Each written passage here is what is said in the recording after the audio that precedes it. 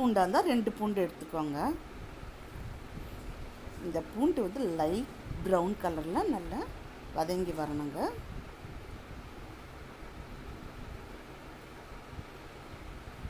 பூண்டு உடம்புக்கு ரொம்ப நல்லதுங்க. இப்போ பூண்டு ஓரளவுக்கு வதங்கி வந்தாச்சு. இந்த சமயத்தில் நான் 2 பெரிய வெங்காயம் நறுக்கி வச்சுருக்கீங்க, அதை போட்டுறேன்.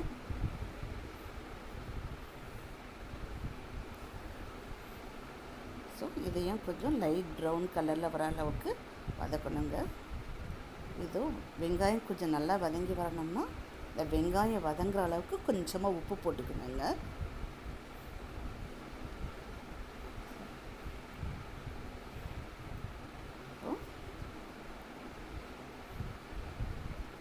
வெங்காயம் பாருங்கள், வெங்காயம் நல்லா வதங்கி வந்துடுச்சு.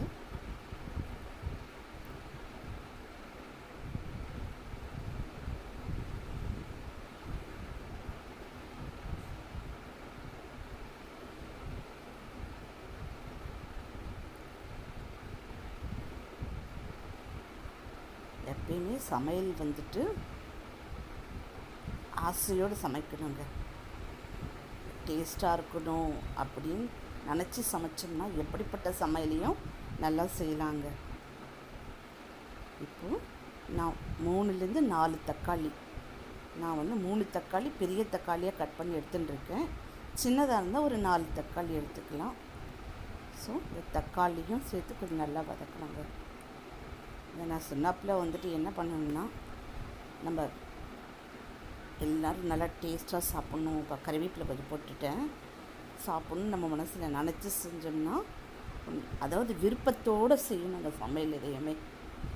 அப்போ தான் அந்த சாப்பாடு வந்து நம்ம எவ்வளோ கம்மியாக இன்க்ரீடியன்ட்ஸ் போட்டால் கூட டேஸ்ட்டாக வரும். நம்ம வந்து ரசித்து செஞ்சோம். இப்போது ஒரு 1லேருந்து 1.5 ஸ்பூன் மஞ்சள் பொடி போட்டுக்கலாம். இப்போது நான் இதில் போட்டிருக்கிற எல்லாமே ஹெல்த்திக்கு. அது சோம்பு, ஜீரகம், பூண்டு எல்லாமே உடம்புக்கு நல்லது.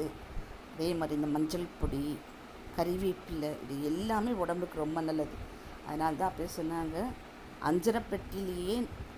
அஞ்சரைப்பெட்டி ஒரு சிறந்த மருத்துவர்னு சொல்லுவாங்கங்க. அது உண்மை.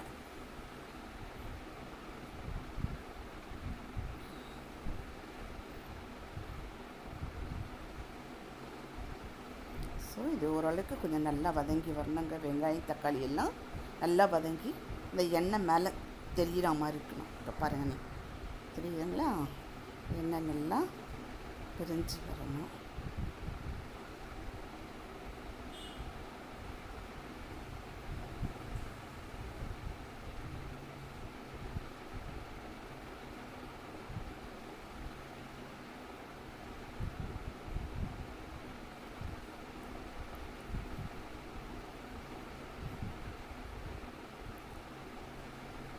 இந்த வெங்காயம் தக்காளி எல்லாம் நல்லா வதங்கின பிறகு 1/4 கிலோ கத்திரிக்காய் நான் எடுத்துகிட்ருக்கேன். அந்த கத்திரிக்காயை கட் பண்ணி தண்ணியில் போட்டு வச்சிடணும், இல்லைன்னா கருத்துரும்.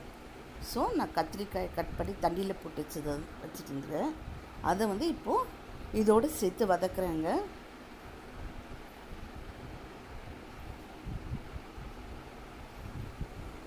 கத்திரிக்காய் போட்ட பிறகு ஒரு 2-3 தடவை வதக்கிட்டு அடுப்பை வந்து சிம்மில் வச்சுட்டு மூடி போட்டு ஒரு 5 நிமிஷம் வச்சோம்னா கத்திரிக்காய் நல்லா வதங்கி வந்திருக்கும். சுருங்கி நல்லா பார்க்குறதுக்கு நல்லாயிருக்கும்.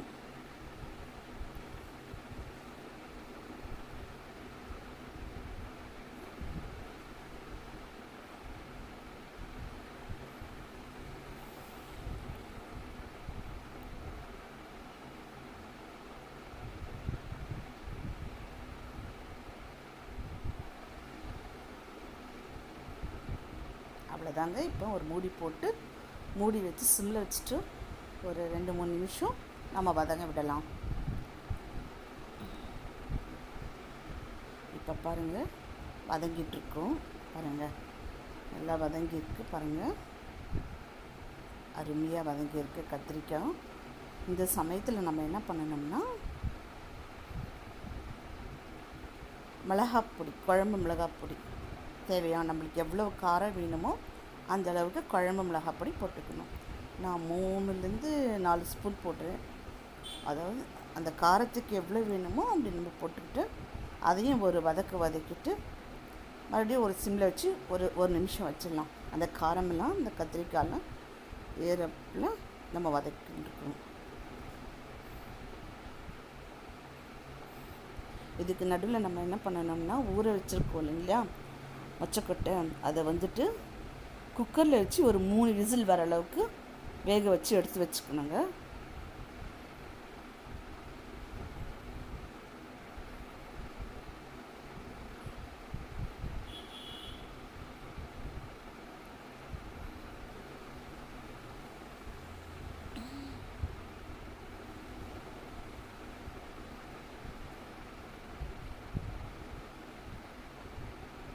பாருங்கள் இதை வேக வச்சா நான் குக்கரில் 3 விசில் வச்சு வேக வச்சு எடுத்து வச்சுருக்கேன். இப்போது இந்த மூடியை திறந்து இந்த மொச்சக்கொட்டையை அதில் போட்டு ஒரு 2-3 தடவை வதக்கிட்டு அதையும் ஒரு 2 நிமிஷம் சிம்மில் வச்சு மூடி வச்சு அந்த மசாலாலாம் வந்துட்டு அந்த மொச்சையில் ஏற அளவுக்கு நம்ம வதக்கணுங்க.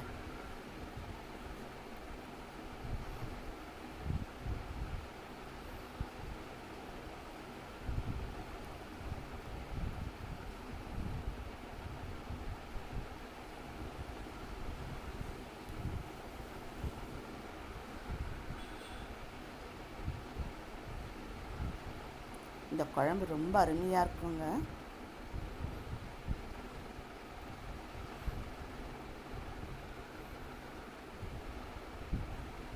இந்த காரம், புளிப்பு, உப்பெல்லாம் நம்ம கரெக்டாக போட்டோம்னா நல்ல டேஸ்ட்டாக இருக்கும். பாருங்கள் மொச்சக்கொட்டையெல்லாம் வதங்கி வந்துடுச்சு. இப்போது நம்ம புளி கரைச்சி வச்சுருக்குறோம். தேவையான புளி நம்ம அதாவது இது கரெக்டாக சொல்ல முடியாது. அதுக்கு எவ்வளோ புளிப்பு நம்ம வேணுமோ அந்த தண்ணியை வந்து கரைச்சி வச்சுக்கணும். ஆனால் கொஞ்சம் தண்ணி வந்து நீர்த்தாப்புலேயே இருக்கட்டும். பிகாஸ் வந்து இது குழம்பு நல்லா கொதித்து வரணும், கொதித்து திக்காகணும். அதனால் நான் கொஞ்சம் நீர்த்த தண்ணியாக தாங்க விடுவேன். அதுக்காக ரசத்துக்கு விடுற மாதிரி இல்லை, அதை விட கொஞ்சம் திக்காக விட்டால் தான் அது வந்து எல்லாமே ஒன்றா சேர்ந்து கொதித்து நல்லா மிக்சராக வருது. அதுக்கு பேர் தான் குழம்புன்னு பேர் வச்சுருக்காங்க. குழம்பி வர்றதுனால குழம்பு.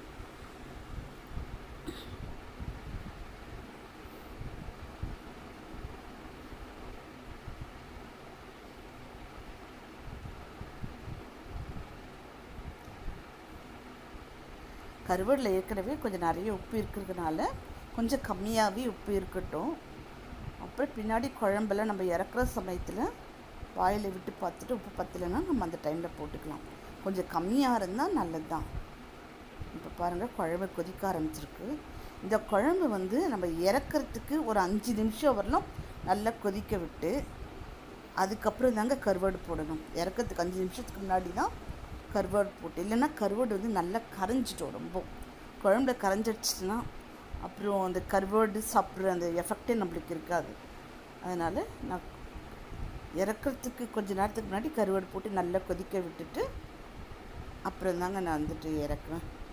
இப்போ பாருங்கள் குழம்பு நல்லா கொதித்து இன்னும் ஒரு 5லேருந்து 7 நிமிஷம் எனக்கு கொதித்தா இன்னும் நல்லா திக்காக கன்சிஸ்டன்சிக்கு வந்துடும்.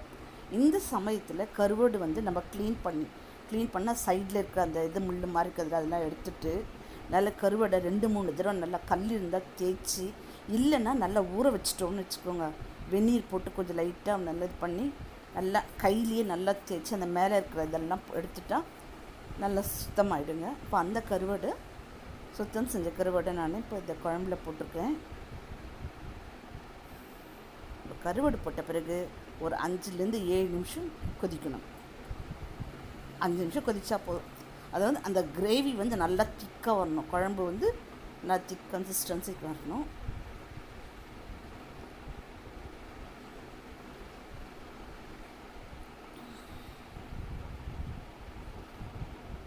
பாருங்கள், இப்போ மேலே எண்ணெய்லாம் பிரிஞ்சு வச்சுருச்சிங்களா, இப்போ குழம்பு நல்லா திக்காக அடிச்சுங்க. சும்மா இப்போ குழம்பு ரெடி ஆகிடுச்சு. இந்த குழம்பு சாதத்தோடு, அப்புறம் கிராமத்து பக்கம்லாம் ராகி களி கிண்டுவாங்க, ராகி களி, கம்பு களி, அதுக்கெல்லாம் இது ரொம்ப நல்லா இருக்குங்க. இந்த ஆடி மாதம் கூழ் ஊற்றும்போது இந்த கருவாட்டு குழம்பு கட்டாயம் செய்வாங்க. இந்த குழம்பு வந்து நம்ம முதல் நாள் செஞ்சதை விட மறுநாள் சாப்பிட்டா இன்னும் ரொம்ப டேஸ்ட்டாக இருக்குங்க. அவ்வளோதாங்க, நம்ம கருவாட்டு குழம்பு ரெடி. ரொம்ப நன்றிங்க. Thank you so much.